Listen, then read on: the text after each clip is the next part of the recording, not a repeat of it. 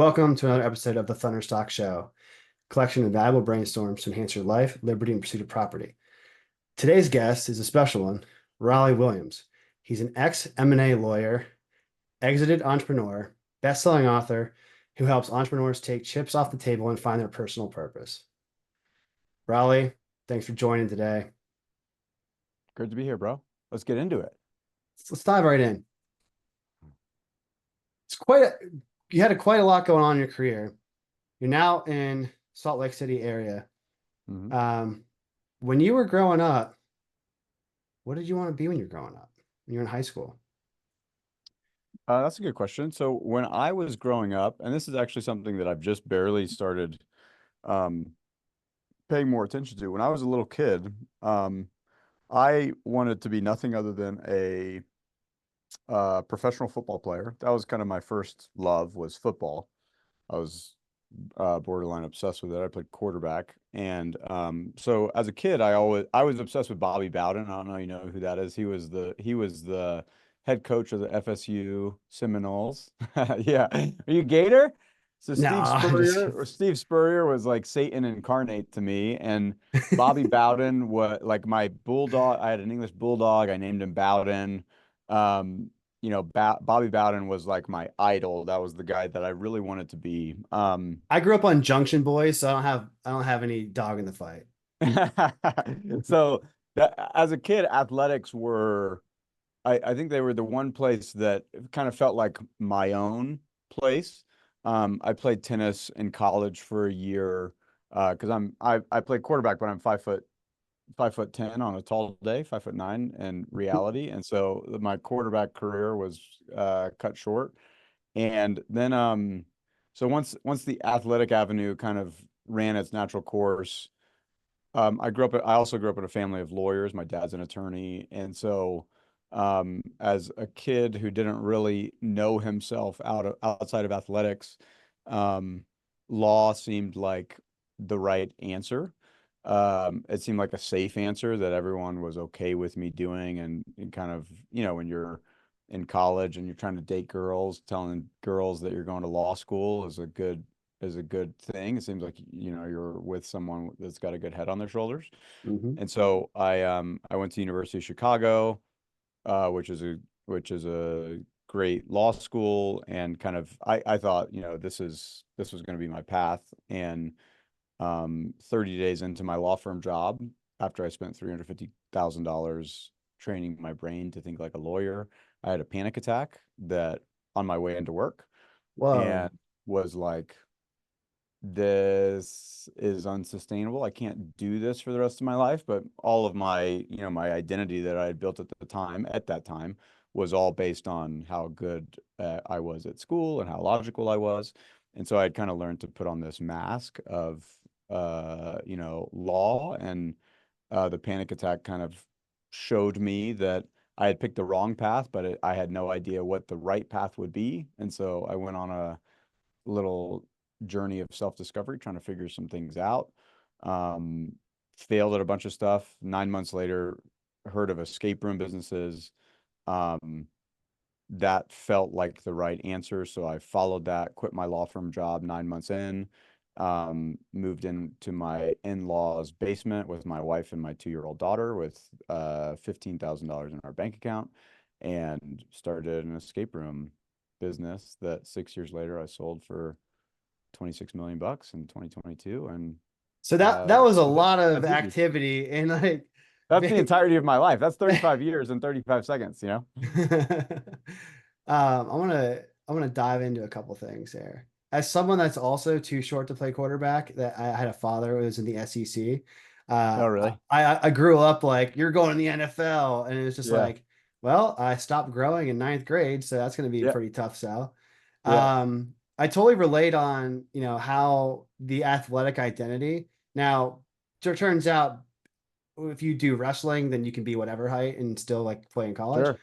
But how did the athlete identity part of your personality kind of shape your whether it was risk tolerance or your ability to make decisions? You're as a quarterback, your job is to make decisions. Yeah. And it sounds like you full sent on a couple commitments where if you didn't have that, at least somewhat innate ability, you could have been worse off. Yeah, I think, I have young kids, and I have a 10-year-old and an identical twin 6-year-olds. And so for me, athletics, I think athletics is one of the best ways to build a relationship with failure. And you can do the best that you can, but there are these elements that you cannot control, which is the opposition that is on the field with you. And all you can do is do the best you can in the face of the opposition. And so I'm very hesitant to allow my kids to build their identity. That's not the case in all athletic endeavors. Like if you're in cheer or dance or theater, there are some things where perfection is the standard. And if you're falling short of perfection, where you have judges basically that rate you a 10.0 or a 7.0. And I'm very hesitant to let my kids, unless they really, really have a massive passion for it, those aren't really on the rotation of the type of things that I let my kids do, because I think the beauty of athletics, what football taught me was the team dynamic, which I had much less of in tennis. Obviously, tennis is a very solo driven sport, and I think less healthy from a applicability outside of tennis. But football, one of the reasons why I ended up doing mergers and acquisitions is because an M&A lawyer tends to be the quarterback of the deal, where they're dealing with the real estate attorneys, the IP attorneys, the litigators, and you're dealing with all of the kind of subspecialties in a way that a quarterback Mm. knows what the line is doing, where your wide receivers are, what the slot, the running back, you know what everyone's doing, and you're kind of the orchestrator. And I've found that orchestrator position to be the same thing that I've enjoyed doing um, in other entrepreneurial endeavors. But I think the big athletic benefit was um, you build such a healthy relationship if done properly, and if you have the right coaches that, you know, a coach that basically says, if you do the best you can, and you leave it out all out on the field, and you try as hard as you can within the painted lines, then that if you have a coach that can help define success in that way, I think that is massively applicable to the entrepreneurial journey. For most people, I wouldn't hesitate to draw this comparison, but now I feel like I should with you. Um, Tim Tebow, I think, was one of the better quarterbacks at just winning the game and then Yeah. just like putting in the inputs and Hmm. letting God or whatever, in his case, God, like take care of the outcome and having faith in the Sure. process. Yeah. So you're kind of the same way when it comes to approaching M&A activity. It's like handle what you can handle, and the outside forces like react the best way you know how to do at the time. Right.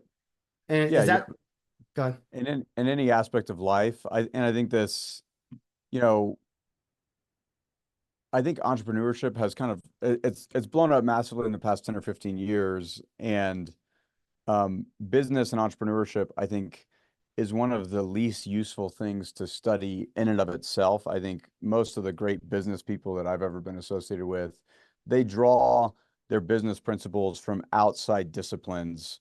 Law is a discipline, physics is a discipline, the natural sciences is a discipline, athletics has its own discipline around it.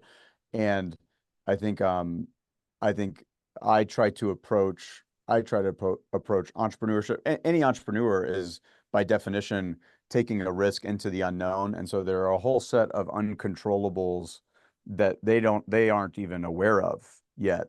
And so if you build a decent relationship with that which is uncontrollable in your life, and you learn to take action despite that uncertainty, I found in my own personal life with my children, with my wife who has a terminal cancer diagnosis, that same discipline of action in the face of uncertainty um, is applicable and beneficial in all of these other areas of your life. And I think the entrepreneurial the learnings that you have as an entrepreneur can be very applicable in other areas of your life if you allow them to if you allow it to cross over. Yeah, I think courage is not the absence of fear, it's the action in spite of it. Hmm. So Yeah. just to sum up that thought. The other thing, going through that massive amount of time span in 30 seconds, which I think you did a great job of, is, you said that the escape room thing was like the first big win in your entrepreneurial journey, right? As far as like Mhm. maybe that was what you exited, or you made the highest enterprise value. But was that the first thing that you started? Was the escape room your first and only business, or did you have other businesses that have didn't work out as well?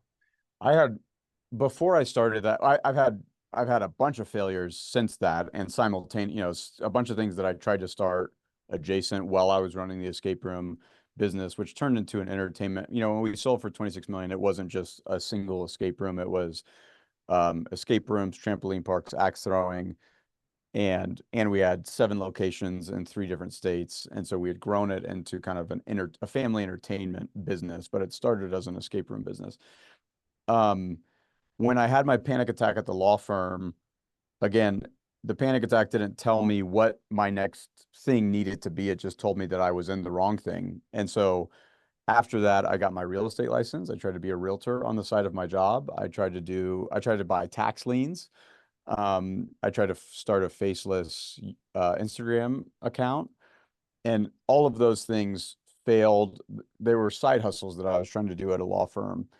And then the Mhm. escape room thing, I kind of decided that this was my opportunity to go for it. There were a couple pieces that fell in place. I had a couple partners that were also interested in that idea. And so we all kind of jumped in together. And um and so that was, up until that point, I was going to be an athlete and then I was going to be a lawyer. So I am not the typical entrepreneur that's selling candy bars to his neighbors and, Right. going and shoveling snow in the driveways or whatever. It was never, I had no, I didn't have any entrepreneurial inclinations as a kid. I wanted to play sports and I wanted to do well enough in school to have my parents not ground me. And that was kind of it. Objection. Not to bring you back to your law days, but I have an objection. I feel like the things that are reoccurring between what you did in sports and what you did in law was that you have to have a certain degree of um, I don't want to say combativeness, but competitiveness. And Mhm. when fight or flight takes a hold of you, it sounds like you go towards it. Like assertiveness is a Sure. commonality between a quarterback and a legal firm. So as much as it's not like the activity of entrepreneurship, it's the character traits that I feel like are lean heavily towards success within entrepreneurship. 100%. My Yeah. observation. I think that's right. I think the typical entrepreneur on social media, they tend to be a sales driven or marketing driven person, and that sales function exhibited early in their life. They had some predisposition to sell. And I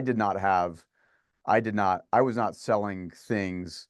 I liked leading. I enjoyed leading Mm, other people, but and even me as an entrepreneur, I don't consider myself, I don't consider the selling of it. I mean, pick your favorite, you pick Gary Vaynerchuk or Alex Hormozy. Those are all very sales driven entrepreneurs. That's kind of yeah, that's their background, right? Alex is a sales guy at his core. And with an I M&A with a management consulting background. Right, 100%. And so I just didn't have that. I think um I had more of a yeah, I came into entrepreneurship by because I ran out of other options. It was the only thing that I thought that I could do. That's awesome. It wasn't like this was my calling. I had entrepreneurs in my family. My grandparents were great entrepreneurs, but they were more on the like real estate development, that kind of thing, much more than, I selling and marketing. I can relate to that. I had a grandfather who also went to University of Chicago for MBA, and he started a real estate brokerage. So like Hmm. I grew up around that, and I was like, oh, I some aspects of take your kids to work day were like really appealing. I wanted to do that. And then I quickly realized that that is, you tried real estate too. You can't make a market, especially during COVID. Right. So how did COVID, I'm going to pivot back to the journey with M&A. Yeah. Like you found in the 20 teens ish that there was a market for this family entertainment. These Hmm. multi-locations, multi-state, like you basically have brick and mortar spots and drive people to have a good experience there. How did COVID affect everything that was going on? Like, what was your mindset and how did you have to then pivot again? Yeah, I mean, it affected it massively because prior to COVID, the thesis was Amazon is taking over brick and mortar spaces. All of these anchor retail places and the shopping centers are going to go bankrupt because Amazon is going to put them out of business. And so we thought we were building a concept that could fill 50 and 60,000 square foot spaces that Amazon was going to put out of business. We were going to take the anchor tenant position and then use that as the entry point, the Trojan horse, so to speak, to buy shopping centers across the country. That we thought that we Hmm. were in the real estate business, covered land play, and we had a very cash generative concept that we felt like we could take into real estate spaces and fill empty big box stores. That's what we thought we were doing.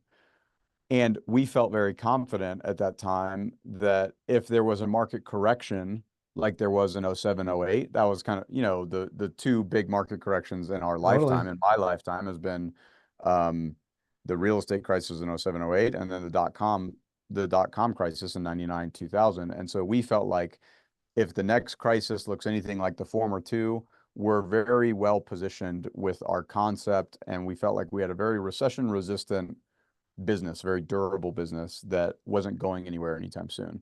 COVID changed that completely because we had a great recession resistant business. If the next recession looked anything like 07, 08, we had Hmm. one of the worst businesses that you could have when you have a pandemic. People are worried about germs. You don't want to go to little kid places.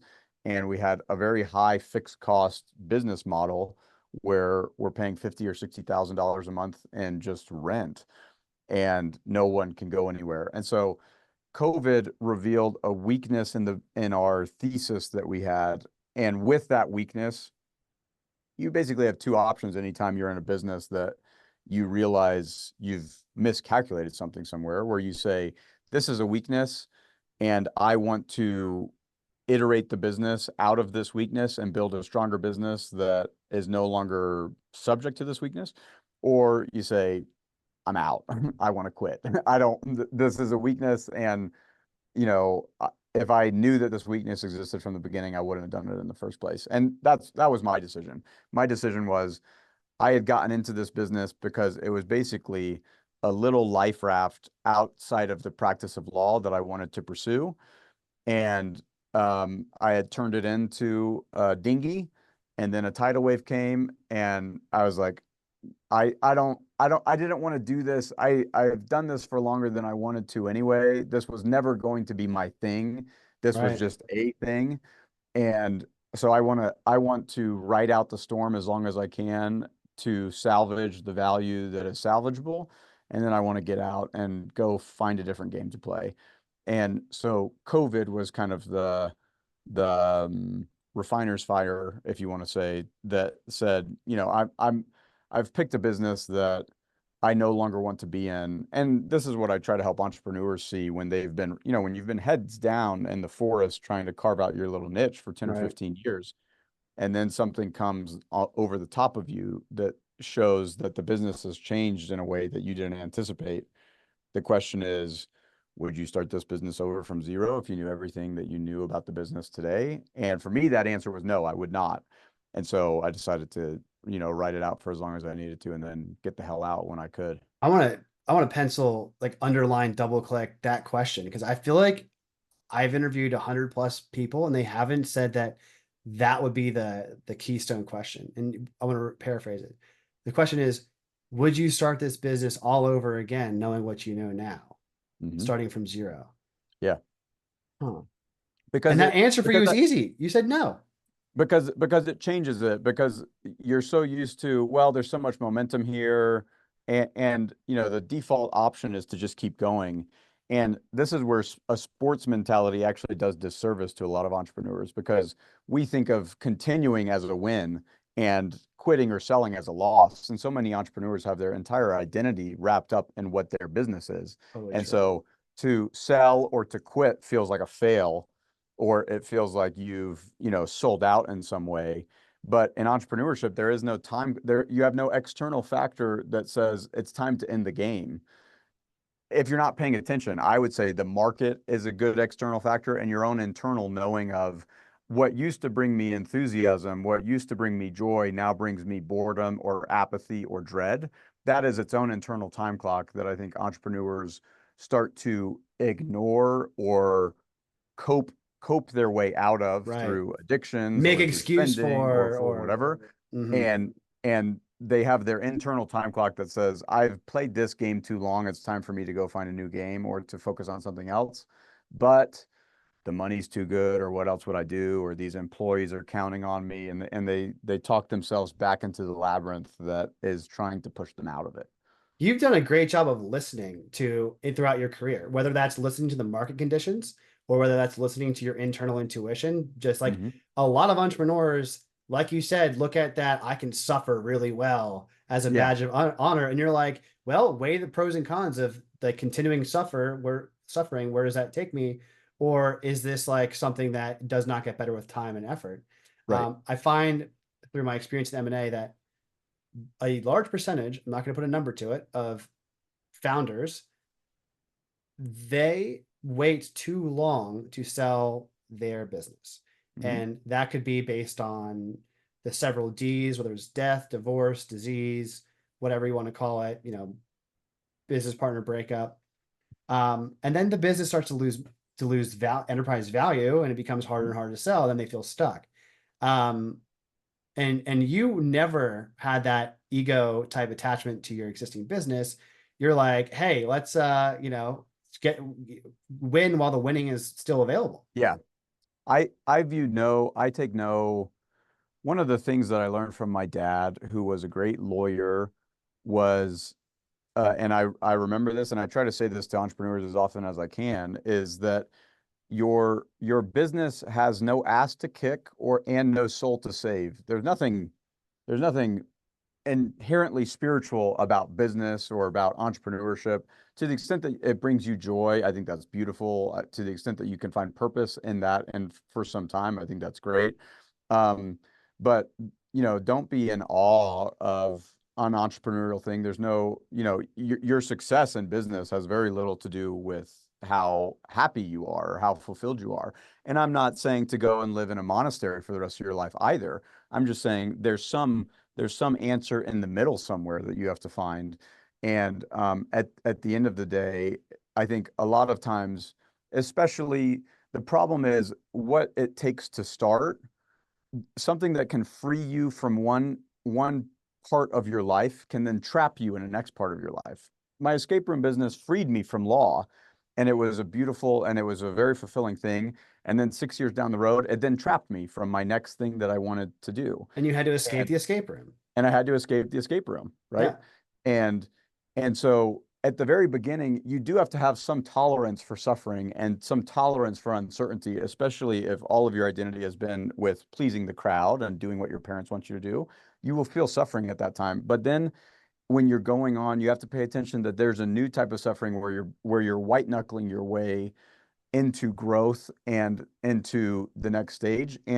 What is and often what is good for your business may not be great for your soul. Those things aren't perfectly You, parallel. you've heard this before. You had to have played football in the South.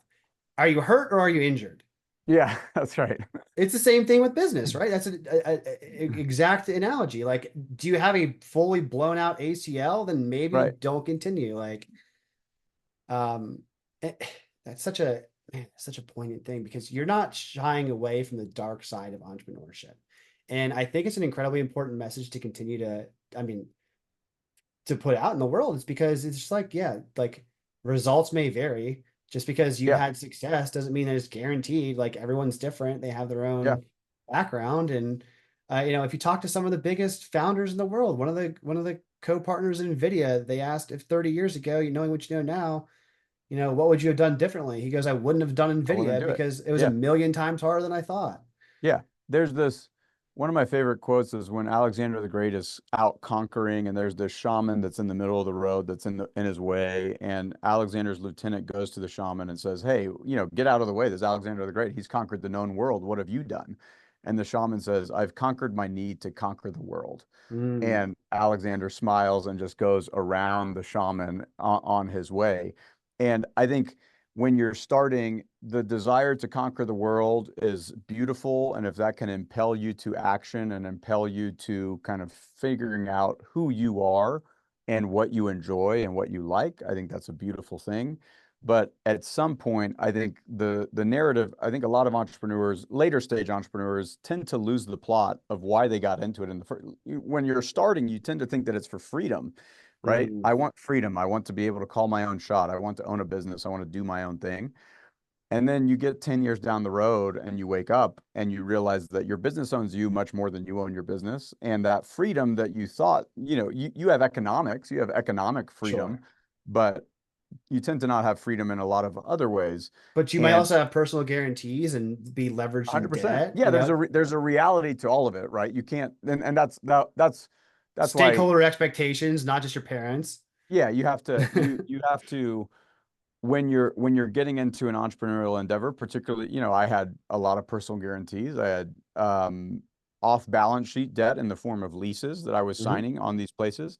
And so when you're in a job that you feel trapped in, you feel like it's the hardest thing to get out of, but you're always 14 days away from freedom, time freedom at least. When Mhm. you're running a business, you don't have you have no one to give a 2 week notice to. And so you have to figure out, how do I get out of this thing to the extent that you want to. So that's where I was. I feel like if you look at my stuff now, I try to not build an identity around myself. Like before, my identity was an athlete, and then Mhm. a lawyer, and all of these identities that come with certain expectations. I think of myself more as a writer at the moment than I do as an entrepreneur.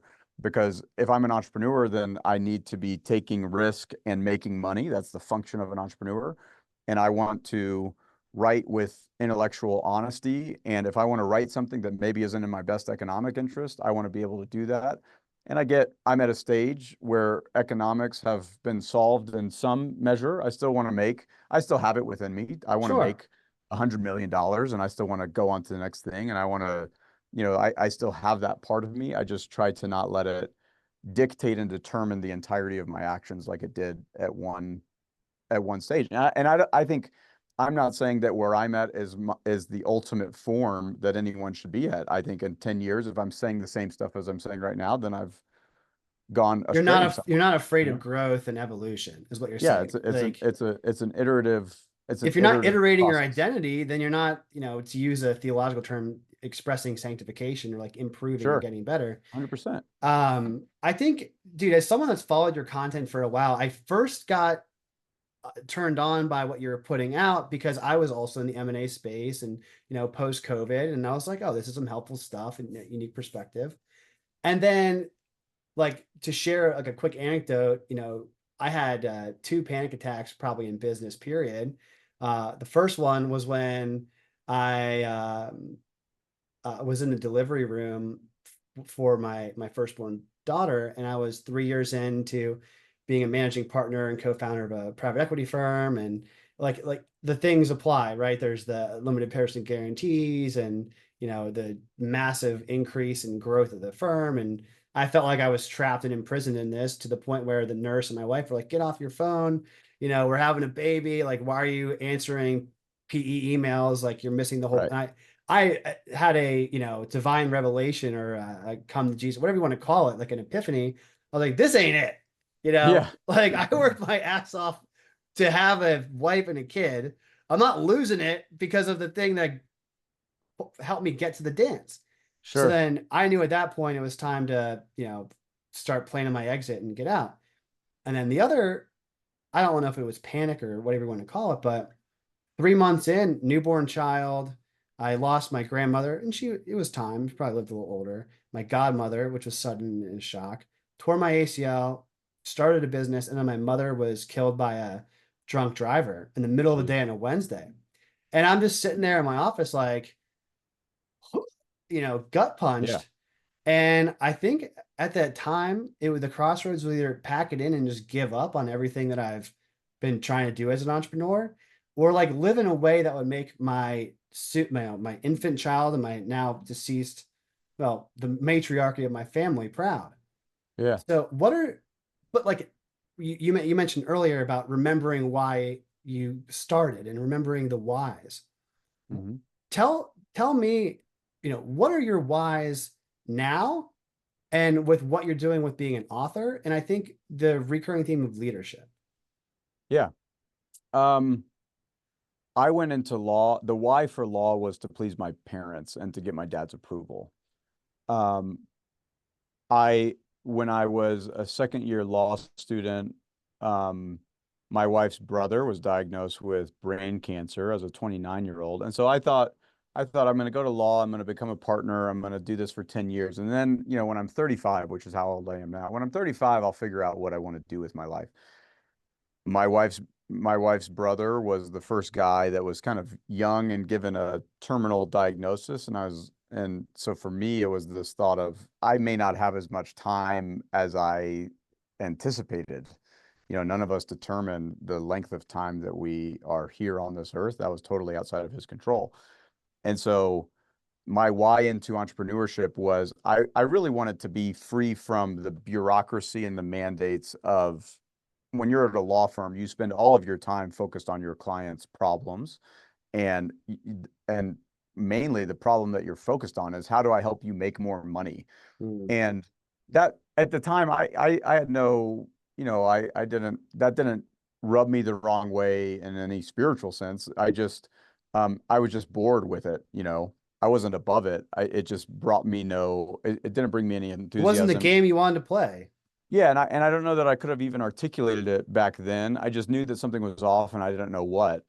Um, and so entrepreneurship felt like freedom from a dress code, business casual, freedom from these out of shape, fat 60-year-old white guys telling me what I need to spend the entirety of my day thinking about. Um, and so I really just wanted freedom from that. And it wasn't any vaunted or higher purpose than that, other than I just hate where I'm at and I need something that can put food on the table. That was kind of that was how I would have articulated it back then, you But your know? recent stuff with the calling to write the creator's calling, or Hmm. yeah, the creator's call, right? And That's so like after I what got sold, you there? so after I sold the business, I started writing a book. I started writing because when I was a little kid, I had a speech impediment and I couldn't say my R's. So I was Wally Williams. And so I would write love letters to girls that I was too shy to give them to. And so writing was always kind of an outlet for me to express myself in a way that I couldn't verbally articulate back then. When my wife got cancer, I started writing again just to kind of process my own emotions. I was mad at God. I was mad at my religious upbringing that I thought should protect me from Right. this experience that I was experiencing. And so I started writing on social media. I started sharing it on Twitter and on LinkedIn, and I started kind of sharing my heart more than just my business accolades like I had done in the past. And I liked the way that it felt. And so I thought that I wanted to write a book, and so I started to write a book on how to sell a company. I got 50 pages in. I hated it. And I read this quote from this author that said, the only book that's worth writing is the one that the author is too scared to write, the one that will make the author bleed in the writing of it. And Ah, I was bleeding in the writing of my exit book, but not out of fear, just out of boredom. I wasn't scared to write the book. I'd already done right. it. I was very competent in that area, but there was no fear there. And so I thought, what if I explore some of this cancer stuff and some of the more difficult aspects that I've experienced in my life? And what if I try to find a theory that has all of those things that gives all of those things meaning in my life? What is the meaning of my wife's cancer and what is it trying to impel me to do? Because if you can Right. find the meaning of your pain, then there's a purpose to it, and that purpose can be your purpose. And we tend to think of purpose or changing the world as these external things. We want to, bring water to Africa and moving the world around to our dictates. But I think that there's a lot of work that can be done in your own internal, if you want to change the world, start by changing your world, your tiny world. And if you do that for long enough, you will ultimately change the world. And so I wanted to kind of I didn't want to. I was scared to. I was scared to explore these more difficult moments in my life and see what the world religions and what anyone who's kind of experienced what we would call living their life of purpose, what their life actually looked like, and the messy middle, the darkness of it, not the highlight moments that we all know about. And so as I started to explore that, I felt like the lives of those people, Michael Jordan, Charles Darwin, Gandhi, Jesus Christ, Moses, Steve Jobs, as I started to look at their lives and I started to kind of match it to experiences within my own life, I started to kind of recognize patterns that were helpful for me in making sense of some of the more difficult moments in my life. You mentioned earlier that it's a very stoic line of thinking that, even back in your days of sports, that you can only control your efforts and you can only control how you respond to things, and you can only control, what you can control, which is limited things. And then, your family's diagnoses that were terminal is like, that's not, there's no, that's an external thing that you cannot control, that they cannot Mhm. control.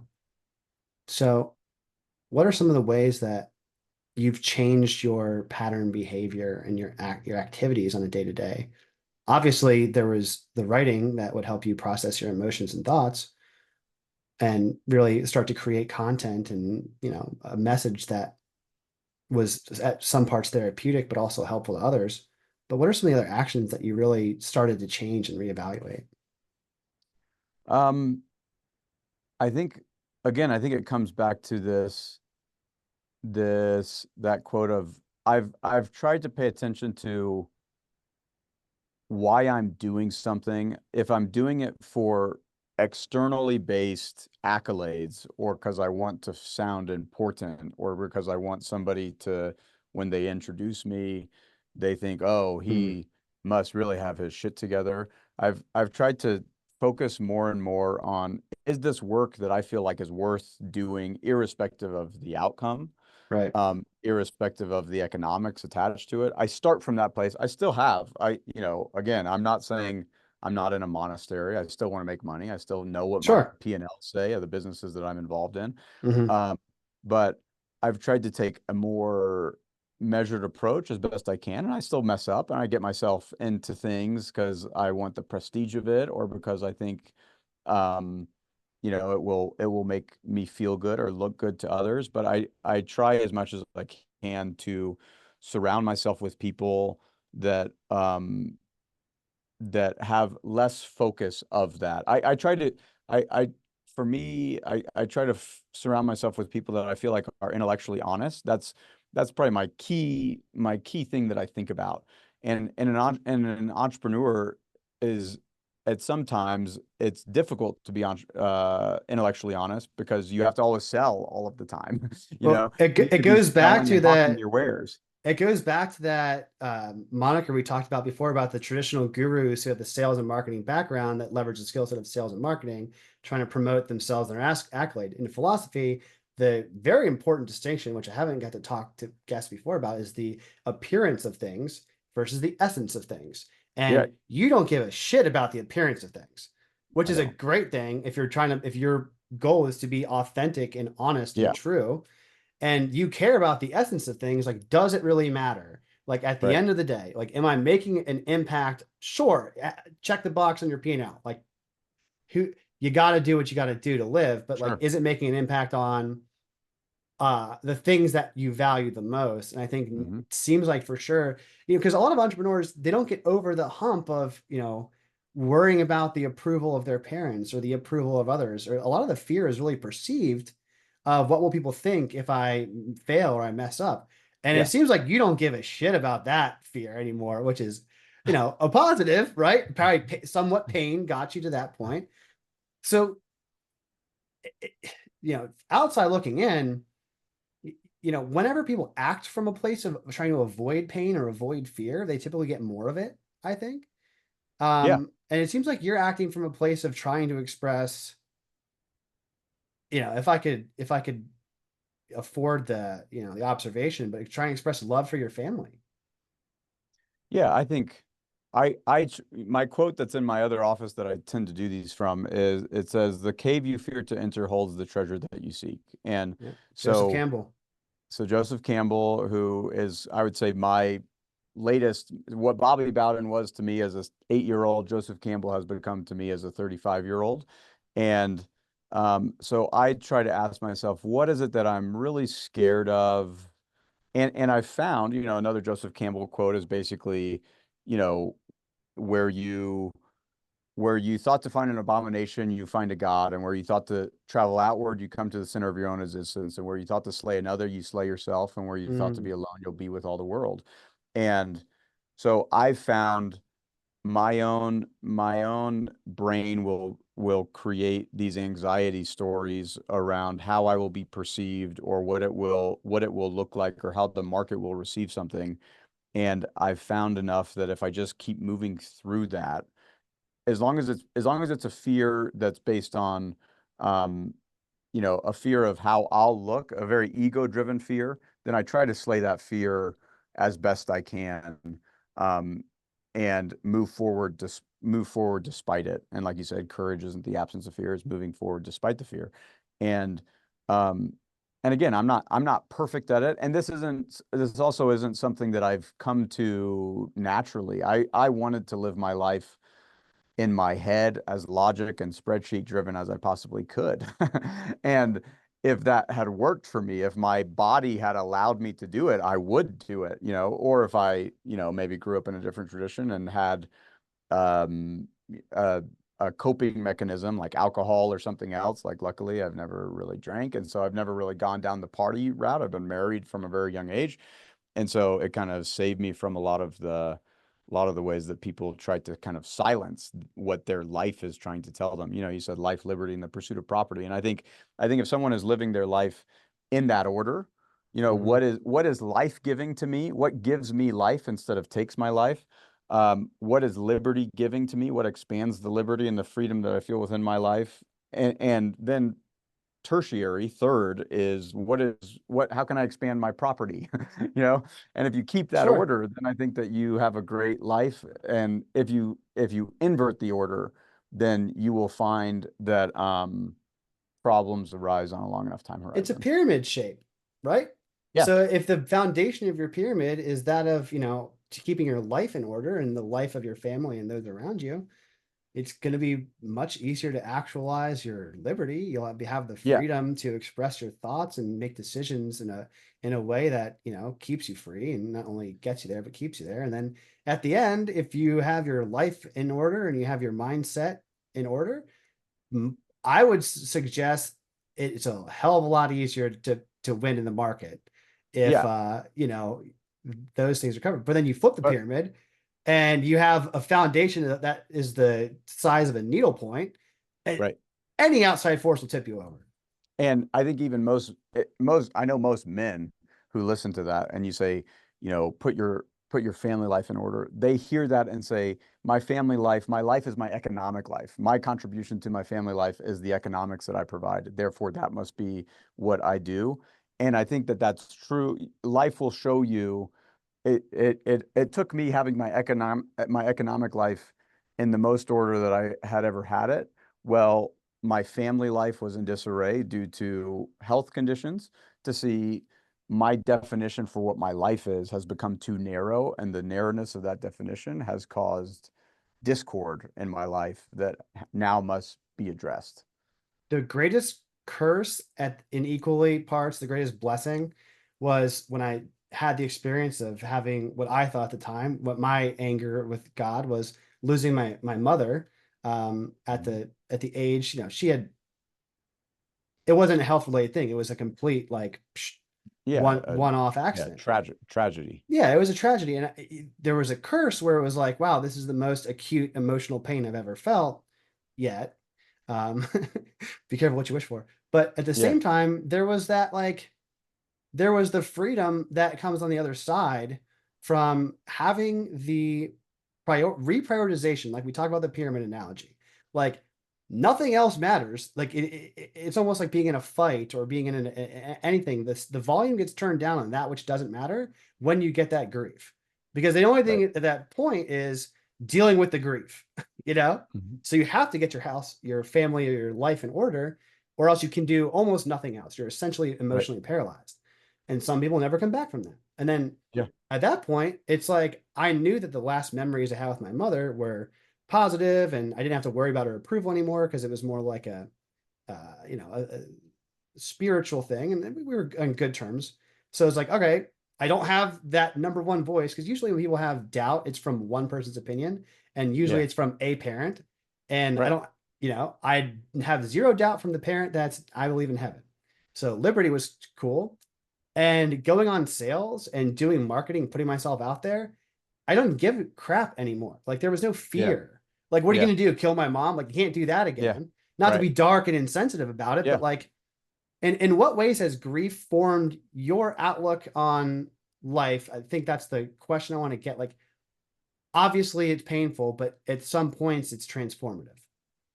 Yeah. I think for me, I mean, grief creates the space for empathy to fill it if you allow yourself that's the alchemized version of grief, is if you that hole that grief has created that you feel acutely in the moment and as time goes on, if you allow that hole to stay and you don't find a way to numb the hole, filling it with money, work, sex, consumption, unhealthy habits in some way, then Material things. that hole can fill with empathy, and you can have compassion. Compassion means with suffering. You can allow someone who's had a similar hole, you can be with them in that space. And I think most, and again, I tend to talk to the man because I've only had a man-driven experience. Sure. And so I think most men tend to think that, my mother dying has no bearing on my work life. That's my family life versus my work life. And there the twain shall meet. I want to keep it Sure. divided as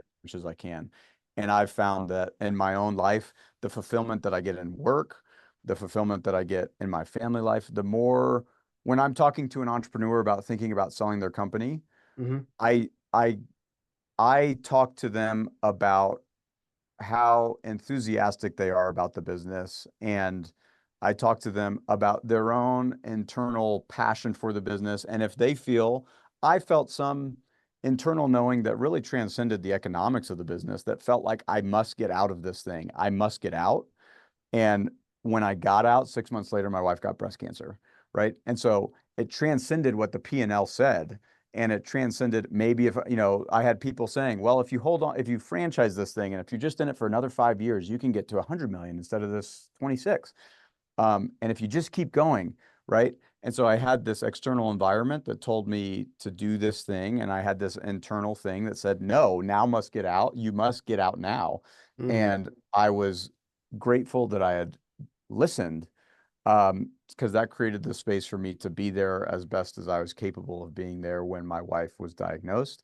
And I wasn't perfect in that either. When she was diagnosed, my old habit was, this I cannot control. I want to focus on the thing that I can control, which is business and money Right. and being at work. I want to stay within the controllable, because the uncontrollable, I don't know how to manage it. And I would say that was the big thing that cancer taught me finally. Hopefully, I don't have to learn it again, but we shall see. Of um, You'll create more damage in your life by obsessing over the controllable and pretending like the uncontrollable didn't exist. Um, that was my way to numb it, right? Was to just try to work through it. Sure. And that created a lot of issues that required healing. And so for me, again, I don't like coming out. I don't like hearing myself and thinking, oh, are you some shaman now that has beads and a woven cloak with open chest hair that's saying we should all go do ayahuasca and not worry about capitalism anymore? Because No, no, no. I that's don't not think that's really the it. frame. I don't think it's a frame you present, but I do appreciate your conscious effort not to become the spiritual guru. but but I think that there's yeah, I think that the less divided your life is. And the less of your life that, one question that I try to get people to answer is like, if you won the lottery, if you made $1 billion, like what would you do with your time? And the first answer tends to be like philanthropic and something that they think will make them sound good, like that they're, above economics. And that's not really the full thing either. A better question is, if you made $1 billion, what is the suffering? What is the work that would be worth suffering for? What is difficult to do still, but you would find to be worth it? And in almost every circumstance, it tends to be something that helps them make meaning of the pain that has been unaddressed in their life. And I think, and again, I don't think that this is a conversation for just post-economic entrepreneurs. I think that if you're looking to bring it back down to, okay, Raleigh, but how does this help me make 10 grand a month, which is Okay. what I'm trying to do right now? Yeah. Yeah.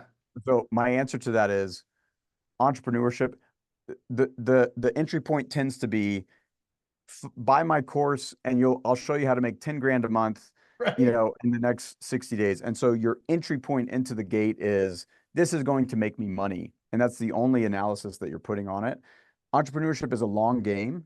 And when you find a business that you find meaning for, that transcends economics, and You then can you reverse it endure from there, pain you can because endure, you have the time horizon that you build yourself the runway that's actually required to have something lift off you can that identify and combat the pain that is required cost, because everything comes at a cost. There's no such thing as like, a net win without any downside. I believe there's right. everything is a trade-off. But what you're essentially, the tactical advice I get from you, to be completely blunt, is that you do a great job of expressing the true cost of the success. Mhm. Like, you're like, hey, do you want, you want X, right? Well, here's what this costs. Whether that's your M&A attorney experience, whether Yeah, that's the personal experience you've had in your life, whatever that likely is a combination of everything that you yeah, experience. But the thing that I think is very true about other entrepreneurs is they want the success without the sacrifice. sure. Yeah, without the commitment, because and especially in today's day and age of social media entrepreneurship, where you're promised a shortcut, and um, and those shortcuts are very few and far between, and they're almost always self-discovered, not, marketed and sold within the packaging of a course. Not that all courses are bad. I have my own courses that I've done before, but um, I think that I think that entrepreneurship has lost a little bit of the soul of it that I think existed, back 40, 30 years ago. To be an entrepreneur, there's no sexiness, there's no prestige attached to it. And so you're only doing it for the love of the game, or because you had no alternate options.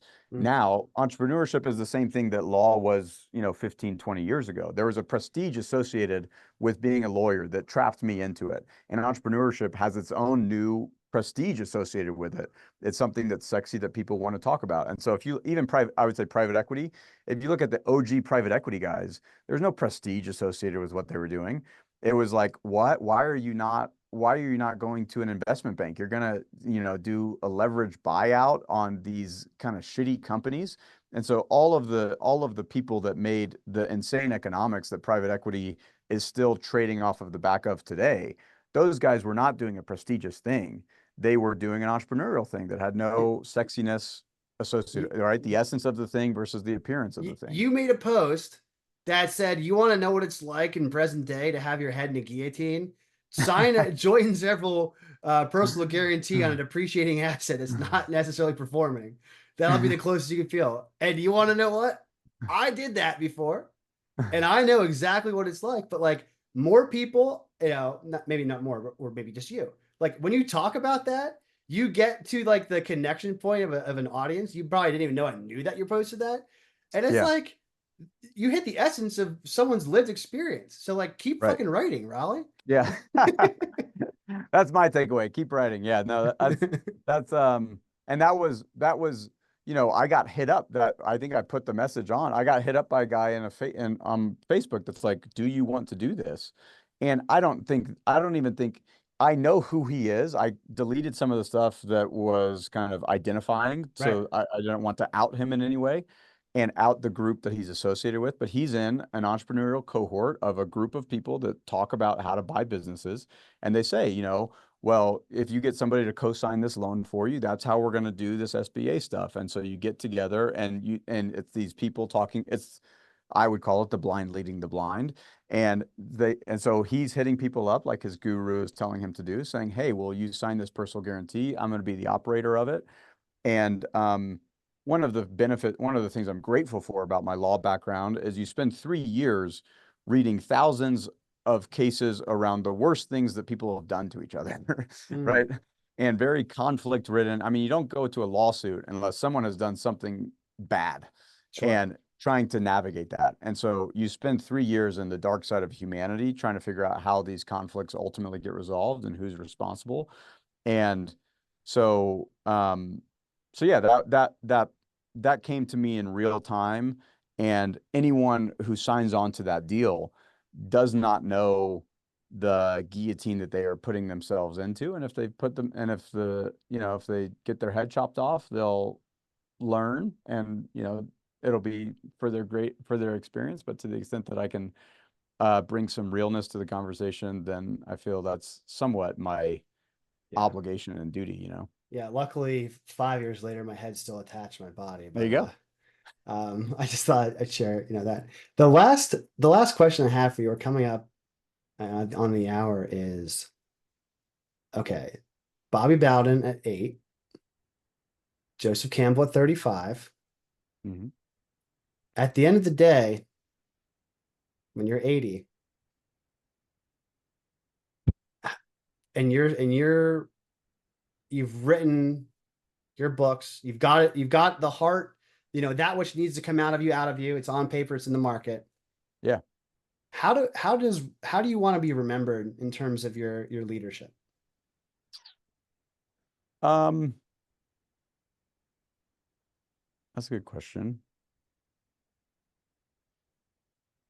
I think, and again, I'll caveat it with, if you'd asked me 10 years ago, I don't think my answer would be the same as it is today. So hopefully if you ask me another 10 years, my answer is more profound, maybe braver than my answer is at this moment. My answer would be, I hope I hope that if you look at my body of work over time, I get closer to um, Raleigh gave me the courage and potentially the vocabulary to trust my own intuition over the expectations and the counsel of others who are not living my life. Mm, That I hope that in entrepreneurship, I think, is a beautiful way to explore that, because it is a move into the unknown. At least that's the conventional way that people would do entrepreneurship. I think it's changing, and again, I think there's prestige that's associated with now that you get people hooked in for the external versus the internal.